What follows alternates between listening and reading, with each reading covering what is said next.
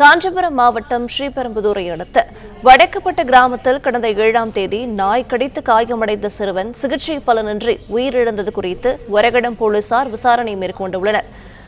கூடுதல் விவரங்களை தருகிறார் செய்தியாளர் ஸ்ரீராம். வணக்கம். மேலும் விவரங்கள் என்ன பகிரலாம்? காஞ்சிபுரம் மாவட்டம் ஸ்ரீபெரும்புதூர் அடுத்த வடக்கு பட்டு பகுதியைச் சேர்ந்த சிவசங்கர், இவருடைய மகன் விஸ்வா, இவர் 8ஆம் வகுப்பு படித்து வருகிறார். கடந்த 7ஆம் தேதி அதே பகுதியில் விளையாடி கொண்டிருந்த போது திடீரென கூட்டமாக வந்த நாய்கள் இவர் மீது கடிக்க தொடங்கி இருக்கிறது. மாறி மாறி கடித்ததன் காரணமாக பலத்த காயம் ஏற்பட்டு ஒரகடம் பகுதியில் இருக்கக்கூடிய தனியார் மருத்துவமனைக்கு சிகிச்சைக்காக கொண்டு செல்லப்பட்டார். அதன் பின்பாக 2 தடுப்பூசிகள் போடப்பட்டிருக்கிறது.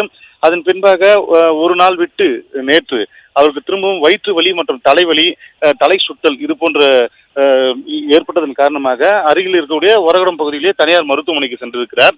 அங்கு போதிய சிகிச்சை அளிக்கப்படாதன் காரணமாக ஸ்ரீபெரும்புதூர் அரசு பொது மருத்துவமனைக்கு கொண்டு செல்லப்பட்டார்.